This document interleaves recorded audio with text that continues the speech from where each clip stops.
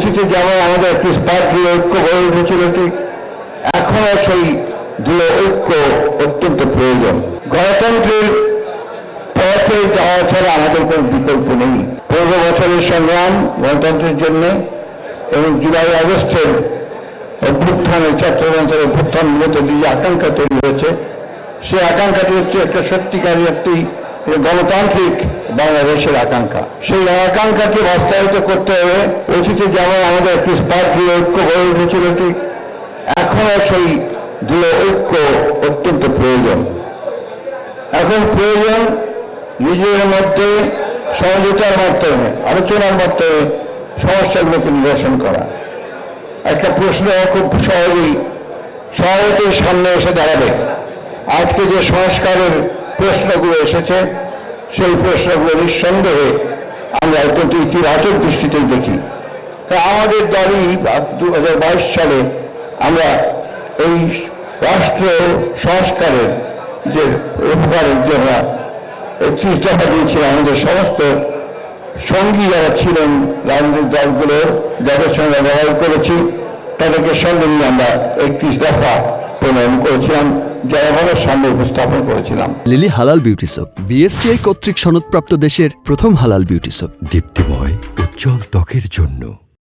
বর্তমান অন্তর্বর্তীকালীন সরকার 6টি কমিশন তৈরি করেছেন।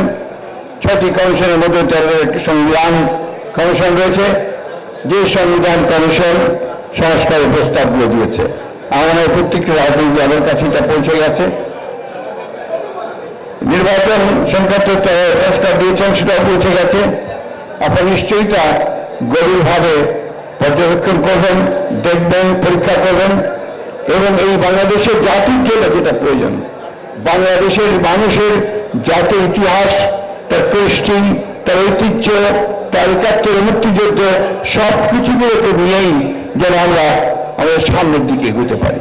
এটাই হয় যেটা আমাদের সকলের লক্ষ্য। কথাগুলো আমি আপনাদের সামনে নিয়ে তুললাম যে আজকে বিভিন্ন রকম কথাবার্তা বিভিন্ন মিডিয়ায় বিভিন্নভাবে চলে আসছে, সোশ্যাল মিডিয়াতে বিভিন্নভাবে কথা হচ্ছে, যেটা আমাদের মধ্যে বিভিন্ন রকম বিভ্রান্তি ছড়ানো শুরু করেছে। গণতন্ত্রের পথে যাওয়া ছাড়া আমাদের কোনো বিকল্প নেই এবং সেই জন্য আমরা বারবার করে যেটা বলেছি, এটা নিয়ে অনেকে আমাদের সমালোচনা করেন। আমরা দ্রুত নির্বাচনের কথা বলেছি, দ্রুত নির্বাচনের কথা আমরা খুব পরিষ্কার করে বলছি। এই জন্য কিন্তু ন্যূনতম সংস্কারগুলোকে করে যেন আমরা একটা জনগণের প্রযুক্তিমূলক পার্লামেন্ট যেন তৈরি করতে পারি, জনগণের প্রতিনিধিত্ব একটা সরকার গঠন করতে পারি, যারা সেখানে নির্ধারিত করবেন পরবর্তী সংস্কারগুলো কিভাবে হবে, কি রূপে হবে। আমি আশা করবো আজকের এই ইফতার মাহফিলে আপনারা এসেছেন, আপনাদেরকে অনেক অসংখ্য ধন্যবাদ জানাচ্ছি।